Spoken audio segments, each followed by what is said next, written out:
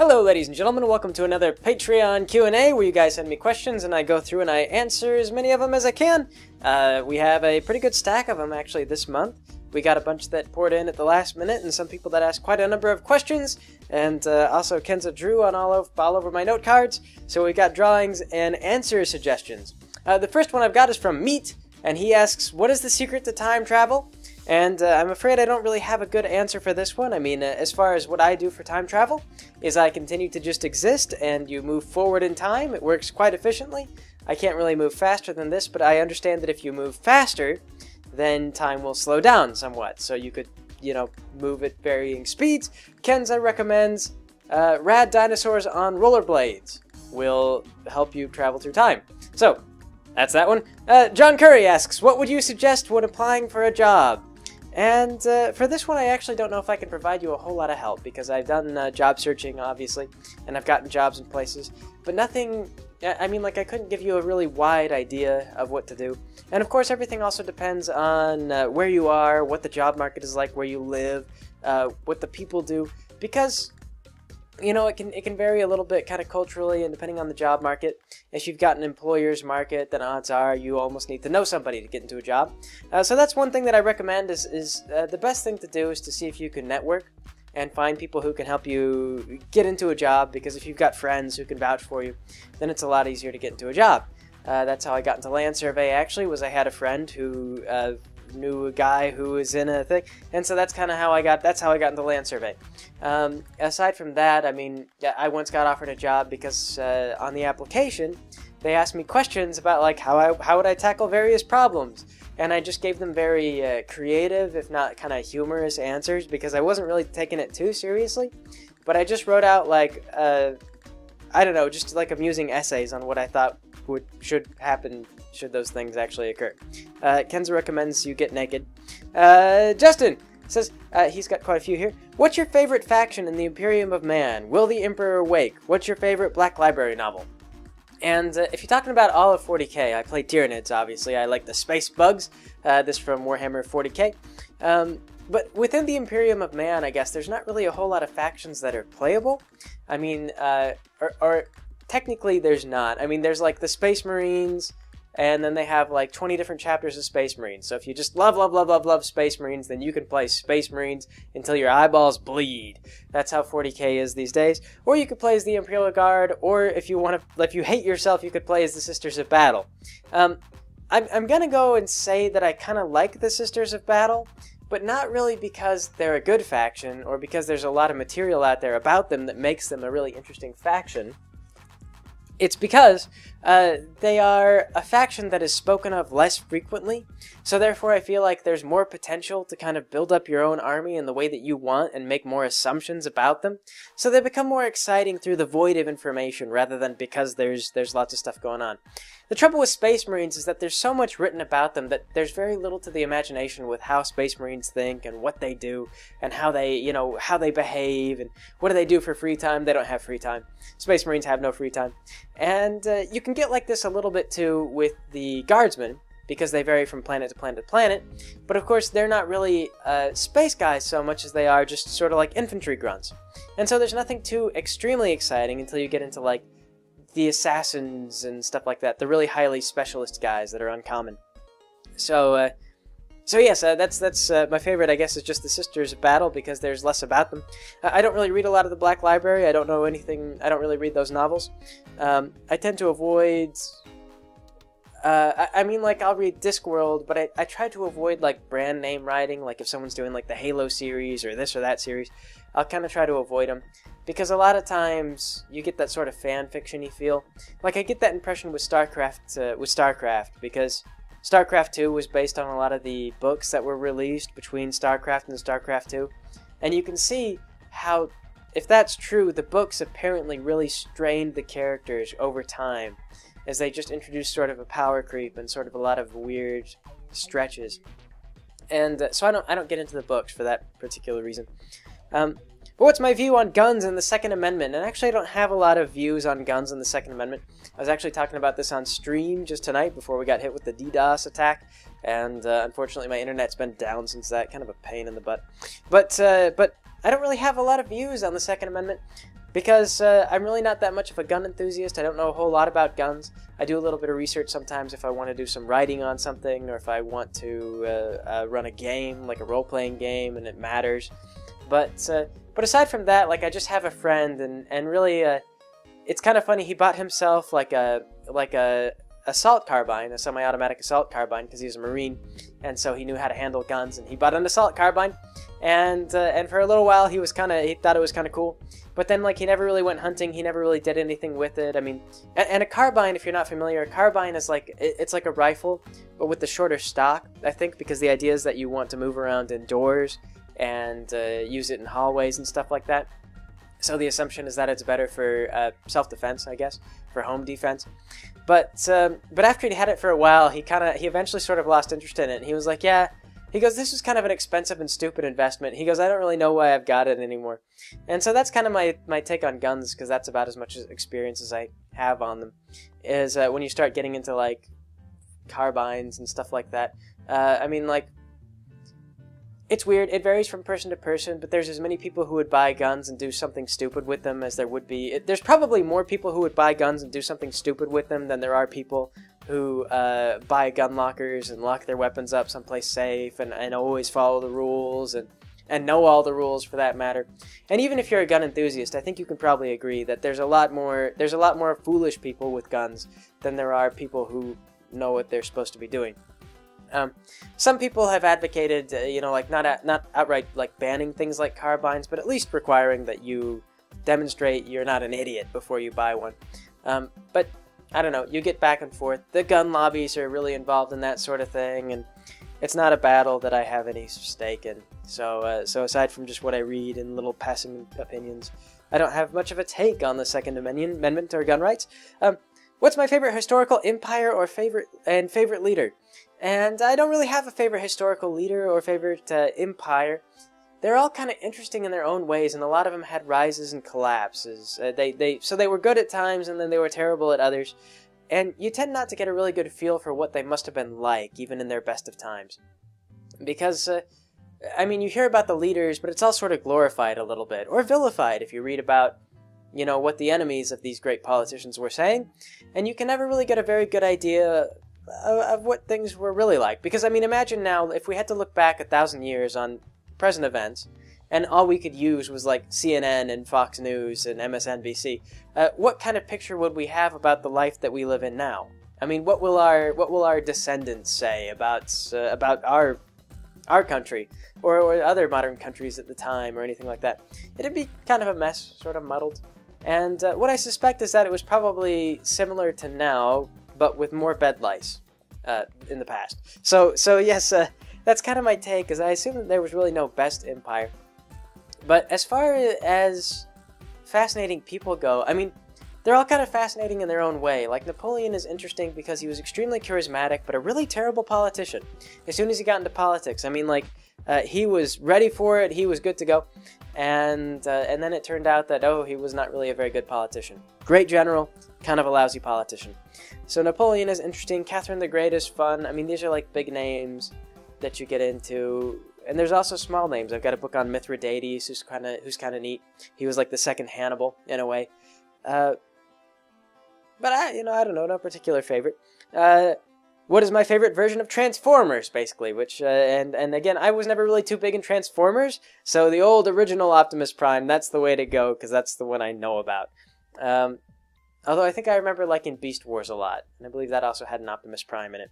But anyway, though, am I disillusioned with America? And do I think I would be disillusioned with Denmark if I moved there? And there was a period of disillusionment as I got older with America, because you go through your whole life, and they're always telling you, like, we're the best country, we're the freest country, we're the biggest country, we're the richest country. And then when you get to be old enough to understand all the data about the countries, you find out, like, well, America's kind of good at this, and the wealth disparity is kind of meh, and we really don't have these, and as far as, like, free speech goes, like, these countries are doing well, they're, like, way better off.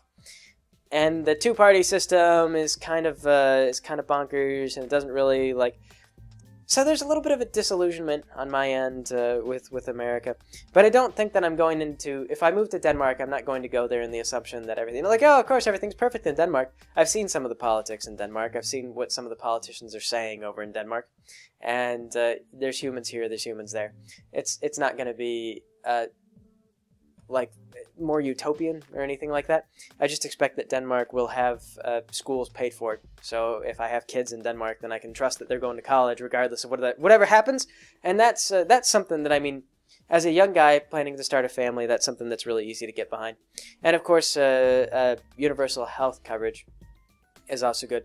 The price of living is higher, the taxes are higher. So, you know, you gain some, you lose some. But I think that those are things that are good for I don't know, just for safety and stability in life. So that's kind of what I expect from Denmark.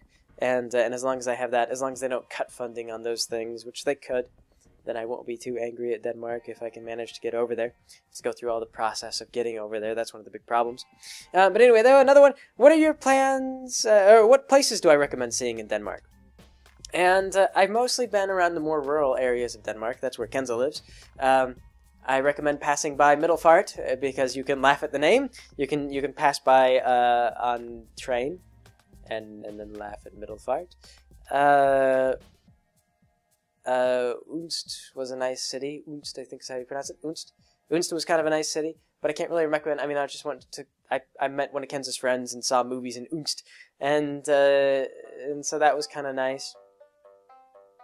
I mean, Legoland is really big in Denmark. Like, Lego got started out in Denmark, so that's one of the big things, you know, big Denmark things. Go see Legoland in Denmark. Aside from that, I didn't get to go to Copenhagen or any of the big cities. So, I don't know. Like I said, I mostly just I was kind of cooped up with Kenza's family on that trip, so I didn't get to see a lot of really nice places in Denmark. Just lots of little rural areas, little shops around the place that she lived. And finally, could a third party ever win a major election in the U.S.? And generally speaking, no. But our politics are getting bad enough, and people are getting fed up enough that it's actually gotten really close in a couple of places.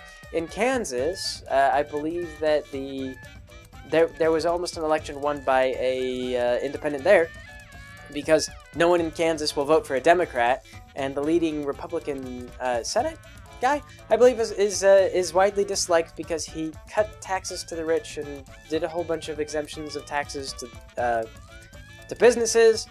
And he cut all those taxes and promised to cut funding, and then there's like a major budget shortfall. And so people are just kind of mad at this guy, this maybe governor. I don't know. Whatever the case, people are mad at him. It didn't turn out quite like he said it would. Cutting all those taxes didn't create jobs. It didn't attract more rich people. It didn't make anyone wealthier. It didn't do anything except create budget problems. So that guy kind of making a mess of the state. And the state tried to get rid of him for a little while, but he got control. So who knows, if politics keeps being dysfunctional like it has been in these past couple of years, then we might see third parties rise to power in spite of all the hurdles, which would truly be a feat, but who knows. So yes, those were those. I got one from Sky. Where do we ask questions? Well, Sky, you asked them on Patreon, where you sent me this question. Kenza recommends that you send your questions to the North Pole, but if you want them to be answered, I will answer them from the Patreon email. Just send me the questions on Patreon through the email there, and that is where I will find them. And that's the one from Sky. Jeremy Butler, do I sometimes need to re-record footage, or do I write based on what I record, specifically with like the MechWarrior stuff? I actually sometimes need to re-record, but usually if something went wrong, like if somebody called me on Skype while I was recording, it screws up the entire footage, so I have to re-record the entire thing. But otherwise, for the most part, I just kind of write around whatever happens. So I'm playing the game, and if somebody dies, then somebody dies. So I write a narrative based on the fact that somebody died within the game. And yeah, so I actually don't have to do a lot of re-recording to get certain story elements. Although, if I have something in mind, I might try to kind of get something to happen occasionally. I won't force it, because I want things to seem organic. Like, if anybody's watching and they played the game, and they say, like, oh, Greg purposefully went there to cause this event to happen, then I'll try to avoid doing that. But you know, aside from that, yeah, I mostly just ride around whatever happens in the game, and so that's kind of convenient. It saves me a bit of recording time. Peter Kordash, when's the last time you watched the Mentally Advanced series? And excuse me. Anyway, when's the last time you watched the Mentally Advanced series? I actually haven't watched it in a long time, not from episode 1, moving on anyway. But that's because I kind of hate my old work. As I look back on it and I say, oh god, there's so much I should have done. Oh, this audio quality needed to be fixed, and oh, I should have done this, now I should have done that, and oh my gosh. And I just kind of like cringe and hate everything that I did from the past, and so I don't rewatch my stuff very much.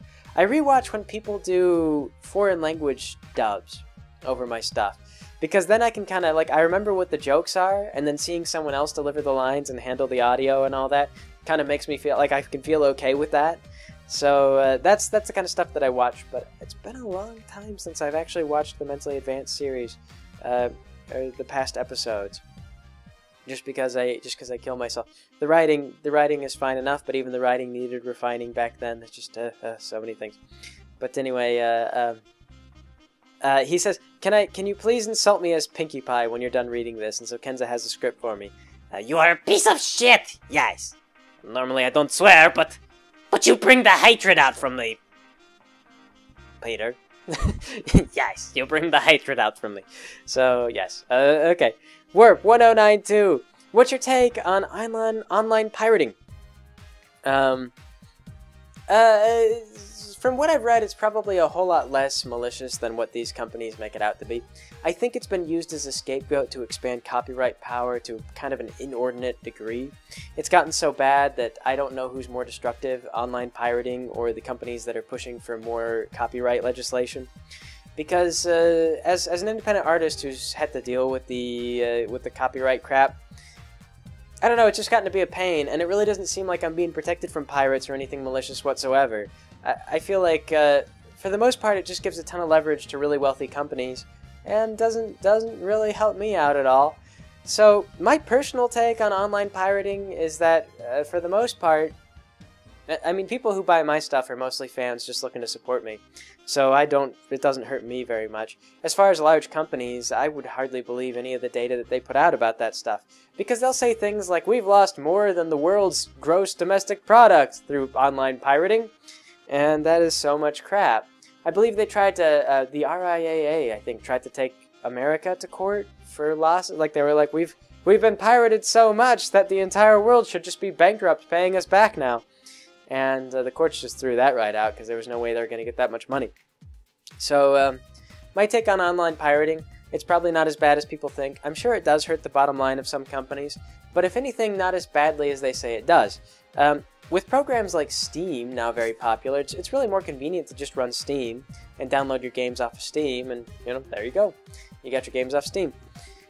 As opposed to, you know, having to go and download a torrent and then download a crack, and if there's technical issues, you've got to look up the technical issues and this and that. Pirating is, you know, as they say, if you do better than free, if you can release a system better than free, then you're fine.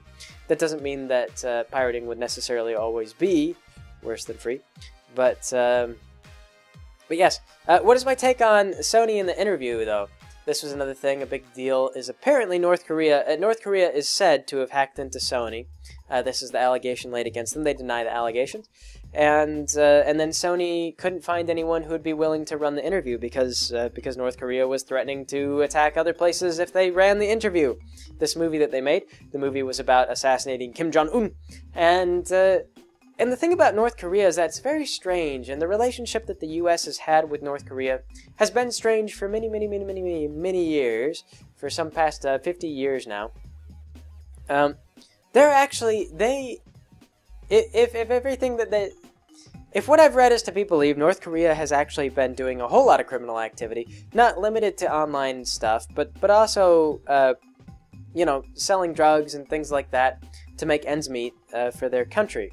This is stuff that's reported by the U.S. By the U.S. So you could take it with a grain of salt if you're a really big North Korea fan, which I don't think there would be a whole lot of those. But if you're a really big North Korea fan, or if you're a North Korean thinking about destroying my online access or whatever for whatever reason, yeah, this is what the U.S. says. But apparently they traffic in heroin and they sell World of Warcraft gold and all kinds of things. The country is on very hard times. It has a very hard time making ends meet with all the economic sanctions, and so it does a lot of stuff to make money. and not all of it is particularly savory. But like I say, saying this is a big point of contention with North Korea. They have denied these things up and down for a very long time. So when the U.S. comes out and goes, oh, you're a bunch of hackers, it's really not new. These are like old accusations, and every new president gets in there and he's like, oh my god, people are crazy, they're driving me up the wall. You know, you're all a bunch of, like, George Bush called them the axis of evil. They were on a terrorist watch list for a while. And then we took them off the watch list. Now they're talking about putting them back on the watch list. And everything, like, they take diplomatic steps forward and then they take them right back again. There's just so much back and forth. And Japan is weird with them too, Sony being a Japanese country. Japan has, like, cultural beefs with them. Like, Japan could potentially move forward diplomatically with them, but then they have, like, old cultural rifts that just won't heal. As soon as they start to make any kind of deals with each other, they start shouting at each other again. So my take on the whole thing is that North Korea, a very fascinating country as far as just world politics goes. This is not out of the ordinary, and I'm sure that they will do new shenanigans in the future.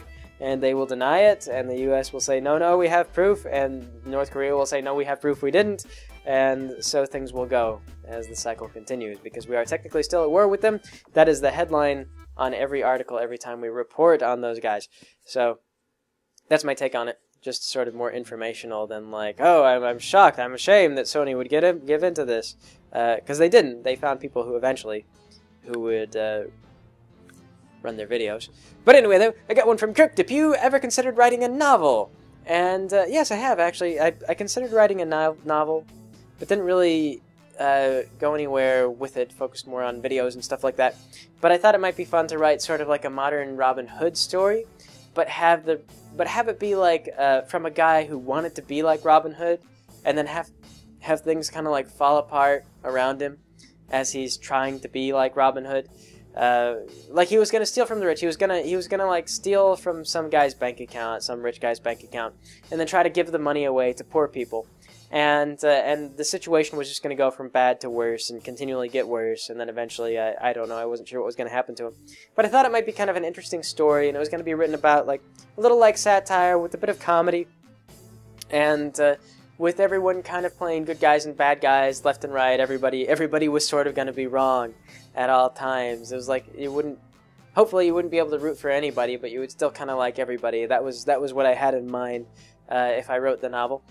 But I have like the opening. I have like a few notes on kind of what I'd like to do in like the opening paragraph or two, like an opening page or something like that. But then never really went anywhere with it, and that is no good. Perhaps a sign that I really had nowhere to go. I mean, like I had a good premise or an interesting premise, but aside from that, you've got to have an interesting body as well, and other things. So, not to shoot it down, but I don't know. But yes, I've considered writing a novel. No, I haven't done anything that really has borne fruit.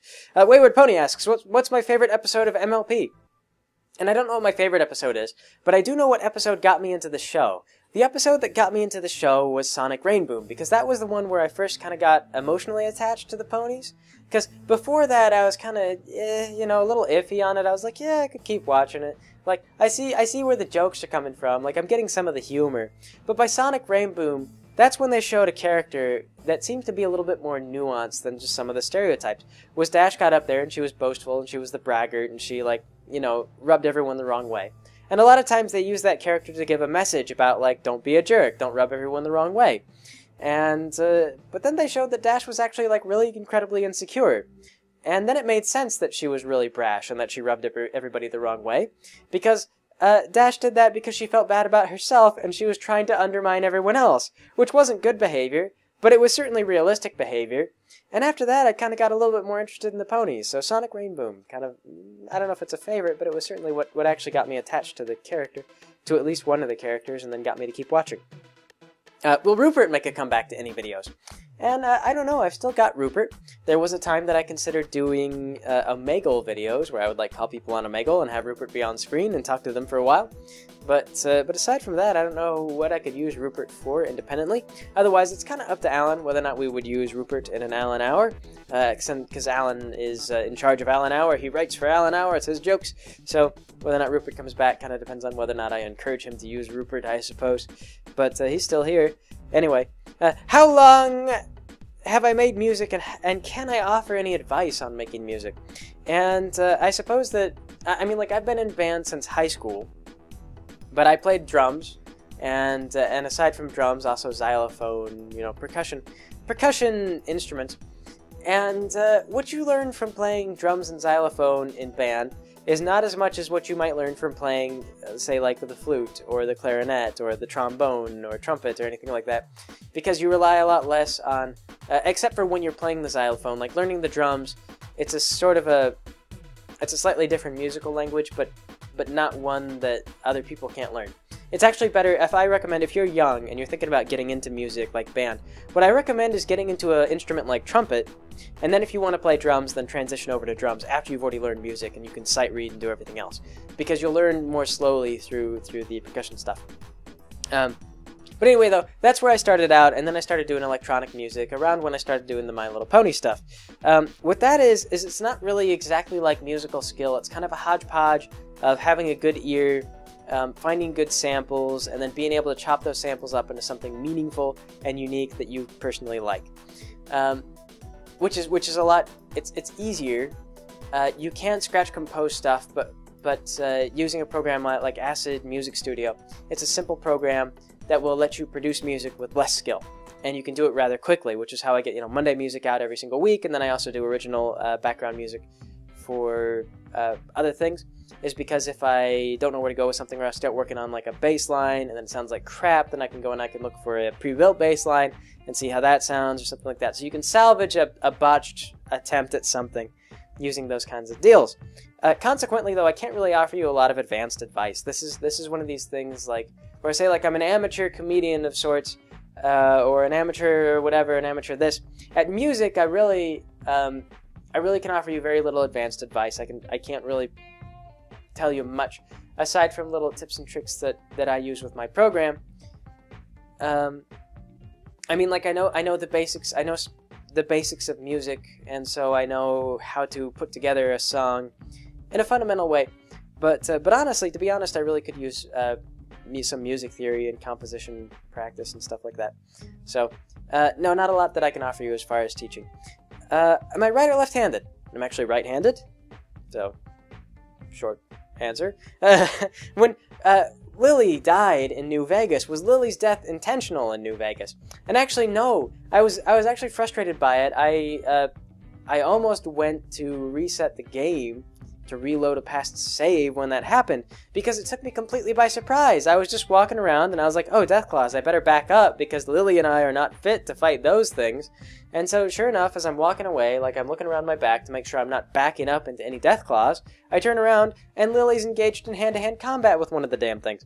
So no, that was not intentional. Lily just kind of walked into it, and then she died, and I felt like it would be dishonest to reload the save, and you know, so she died, she's dead. I'm afraid that's how that went. We're traveling with Cass now. Cass recently lost her weapon due to a bug. I'm going to use console commands to give it back, though. A little bit of behind-the-scenes cheating on that. But otherwise, it doesn't really make any sense. She just lost her caravan shotgun and can no longer fight. She can fist fight, but it's stupid. Anyway, though, any of My Little Pony games or plans for, in the plans for Let's Plays, or might I do Fallout 3? And actually, I don't think that I would do Fallout 3, because Fallout 3 is, it's got less story, in my opinion. I mean, there's like reasons to go places, and people talk to you, and they say, hey, go do this and go do that. But it's less interconnected. It's kind of more like, once you get through the main story, everything is sort of just very discombobulated. Like, there's nobody really has any attachment to anyone else. It's all just very, it's just very disjointed. So, I really couldn't justify a lot of the side quests or a lot of the side elements. Like, why would I go... Like, if my objective was to find my dad, why would I go to the swamps of wherever, you know? I can't even recall why you do that. I think you just walk down to a ferry, and they're just like, hi, would you like to go down to the swamps of wherever?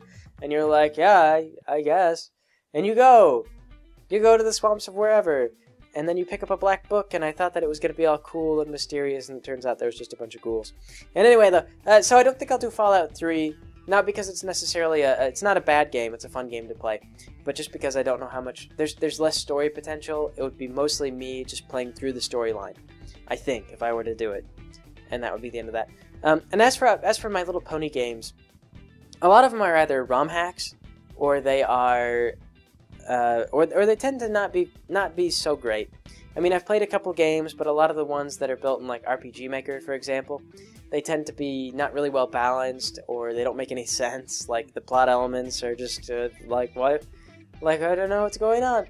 Or they go through the trouble to make the pony sprites, but then they don't change all the townspeople into ponies for whatever reason. That was one that came up. You're just walking around, and they don't explain it either. Like, you just walk in, and the shopkeep's just, like, a man. Like, a human man. He's just standing around, and, like, your ponies. You're just like, hello, shopkeep. Can I buy some magical horseshoes? And he goes, yes, of course. Nobody says a thing. So I don't know, a little bit weird. As for the ROM hacks, they're best if you've played the games that have been hacked in the first place, so that way you can see how the game has changed as a result of the ROM hack. And you can kind of discuss that. It makes for a better discussion. But anyway, though, Brekma, why do you take such a transformative approach to your Let's Plays? It seems a bit paranoid, seeing as how Let's Plays are very popular, and a lot of people do Let's Plays. PewDiePie is like one of the biggest YouTubers on the site, and he does Let's Plays.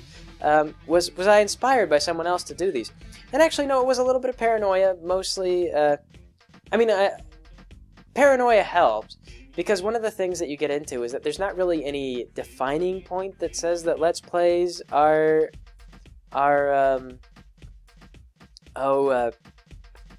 fair use. And that's why Nintendo started grabbing people's revenue. So they started grabbing people's ad revenue on YouTube. Is because they were saying, like, well, you can't prove it's fair use, so we think it's ours, it belongs to us, and we're going to take all your ad revenue.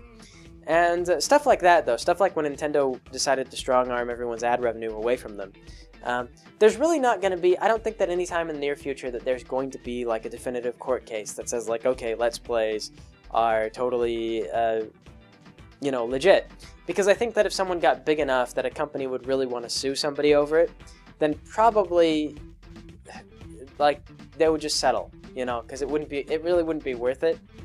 I mean, whatever amount of money is available, because it's like promotional. Let's Plays are promotional to the companies that own the games. There's no way that Let's Plays hurt their market. In fact, they make some games just explode to ridiculous degrees. So Let's Plays are kind of a positive effect on gaming. So much so that when they started cracking down on Let's Plays, when those third-party aggregate claim people started going around and saying like, oh, we own all the video games now, a bunch of developers came forward and they were like, no, you see, like, they don't own anything. We own those files, and they don't have the right to claim these Let's Plays. And lawyers kind of warned. They were like, you're sort of, if we have a court case later on, you're sort of undermining your ability to fight. And they said, forget it. Forget about our legal ability to fight people who do Let's Plays. We want to keep these things going because they make the games big. But still, though, like you look at Nintendo, and Nintendo was having financial trouble.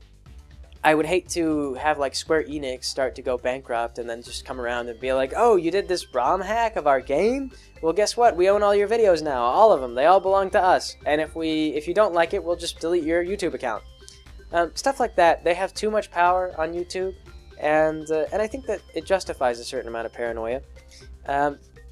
So yes, paranoia is really actually what encourages me to be more transformative, to make my own audio, to reconstruct the stories, to just kind of build on what's already there and make it into something unique and different and maybe more exciting than the original game.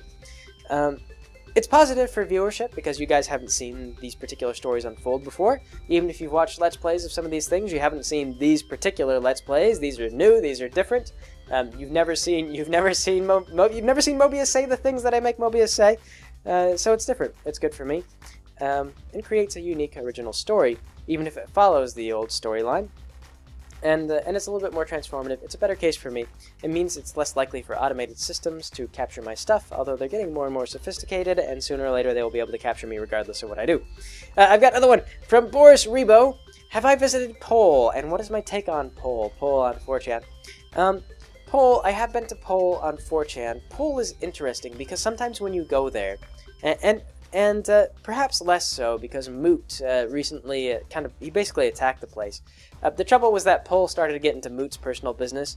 They started going on about who he was dating, because I guess they said he was dating a feminist, but maybe he was just like friends with the feminist, and she was like working for Gawker, and the Gamergate thing was going on, and Gamergate was involved with Gawker, so people thought that Moot was supporting Gawker because he was dating a girl involved with Gawker.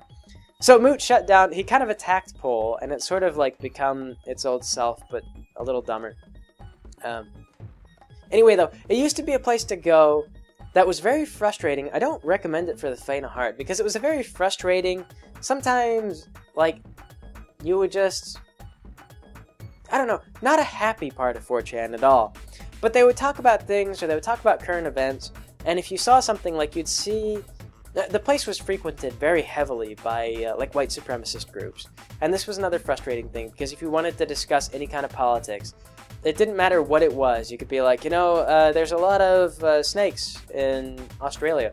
And then you'd get the white supremacists who come in and they say, well, that's because it's not a pure white nation. And that would happen in every thread. And you just get tired of them. And sooner or later, though, I got used to them. I got used to the white supremacists, and I stopped thinking of them. As like white supremacists, and I just started thinking about them as like really annoying guys, like just the really annoying guys on Pole that you're just like, damn it, you know, like, damn it, Jim, like, we're trying to talk about economics here. Can you get out of the thread for a little while? And then Jim would get all indignant with you. He'd be like, well, excuse me for spreading awareness. You'd just be like, shut up, Jim. And it's just got to be to where you become sort of inured to that sort of behavior. And it doesn't necessarily mean that you come to agree with it, but just every time some racist jerk comes into a conversation, instead of like being like, oh my god, I can't believe that's so racist, you're pretty soon just going like, that is the dumbest thing that I've ever heard you say, and you've said a lot of dumb things. So you get to that sort of point where it's not like they're like, how can you tolerate this? And you're like, well, we can't not tolerate them and still use this section of the website, so because they're free to come here. And so it's actually really weird. Pole, very strange, because Mood, I guess he got tired of it. He put up with the neo-Nazis for a little while, and then he banned Pole. He destroyed Pole, and then everyone wanted him to bring Pole back, so he brought it back. And then he goes, I think he then pulled it down a second time for the same reason, for the white supremacists that kept coming on there, and they kept kind of taking over conversations. It got to where the only people who would stick around on Pole were people who could tolerate white supremacists. You had to have thick enough skin to do it, and that meant that most of the people on there were aggressive to some extent. I mean, it just, like I say, it wasn't a happy place. You just needed really thick skin, and you needed to be able to read lots of really unhappy things and not be bothered by it, still be happy at the end of the day. And yeah. So my take on it, it's not like, it's not positive, it's not deeply negative. I don't encourage people to go. I don't discourage people from going if you're comfortable being there. I'm confused as to what exactly it is that Moot wants out of it. He doesn't seem to like what goes on. This is the thing that's confusing, is like, if he wanted political discourse, because the trouble is that you get political discourse and you get politics on that site, and there were occasional, like, just rare treats. Like, you'd go on, and for a while, like, people were broadcasting cartoons from North Korea, and you'd go on, there'd be like the North Korea cartoon thread. You'd be like, oh, this is kind of really interesting. How many times do you get to see into a foreign country like North Korea's cartoons? That would come up. And then you just have like awful threads that people would make, and they'd just be like, you know, white supremacy is the best supremacy, and they were just stupid and distracting and controversial. And so, like I say, I'm not sure what he was expecting. Like, if you really wanted people to talk about current events, you would have to moderate. You can't just let the site be dominated by whoever's most aggressive, because as it turned out that the people who were most aggressive were pretty much the white supremacist groups that were coming on there, because they get on there and they just want to fight with everybody, and so they kind of wind up dominating the site. And then the argument that I've always seen Moot make about Poll is that, well, if I start banning, like, hate speech, then where do I stop? Like, where does the line stop? To which I reply, it stops at banning hate speech, Moot. It stops where you want it to stop. You just, like, he's like, but how do I know what hate speech is? It's just like, which actually, for most people, for a lot of people, you'd think this would be a no-brainer, but if you're really familiar with 4chan, the moderators there, it's a good question with the moderators there. Where do I stop? When I tell my mods to stop to delete crap, how do I know that they won't just delete the whole website? Because 4chan's mods have had a habit of doing that. They tend to try to act with an iron fist. They always just want to, like, clutch their fists around sand, and the sand just kind of falls out of the fist. They clutch very little. And so I don't know if 4chan's moderators, given their past history, would be able to actually moderate a site like Poll. So Poll, I don't know. Not different, just interesting.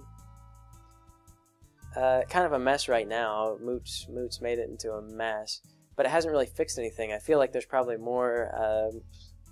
The only people who stuck around were the people who really, really wanted to fight now. Because he made the place stupid. What Moot decided to do is he goes, you know what, this place is getting too toxic, too serious, so here's what I'm going to do. I'm going to put trigger warnings on every single post, and I'm going to make it to where every post is doubles, and this and that, and everyone who doesn't want to be taken, and everyone who wants to be taken seriously will leave.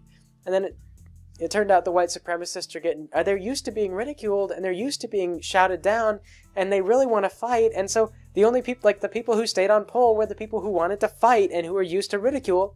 And so I feel like now it's probably not better. There's probably even less actual content on Poll than there was. So this is I don't know what Moot's trying to do with it. For a while I went on there just to keep up on, just to see if there was any interesting current events, because I mean, oftentimes there were, and if you didn't like the tone of the discussion, you could just go look it up on the news. But now it's even less. There's less content than there was. So, yes, Poll. Will I make a guide on how to find the ladies? And I would love to make a guide on how to find the ladies. Not because I think I could help you find ladies, but because it's a notoriously fruitless endeavor, because everyone is an individual and everybody's a little bit different. And so, I mean, like, if you're the type that makes really close friends and you develop relationships based on friendship, then I don't know, you just have to find a friend. You have to find a lady who's a friend with you. And if you're not, if you're the kind of guy who picks up girls from bars and then you sleep with her once and you say, that was fun, let's do it again, then that's a totally different way of dating. I don't know. So I would love to make a guide to teach you how to date, and it would just be sort of a completely misguided guide. I think that would be fun. So yes, one of these days I will make you guys a guide to find the ladies. And Kenza drew a picture. She goes, the ladies aren't hiding. They're right here behind you. Yeah. Anyway, will I end the New Vegas Let's Play soon? Also asked. And yeah, it's coming up actually. We're getting through some of the later game things. I probably will not do Lonesome Road. I mentioned it before. Queen Latifah has gotten strong enough that she could probably fight through it. But the trouble is there's absolutely no story content in that whole thing.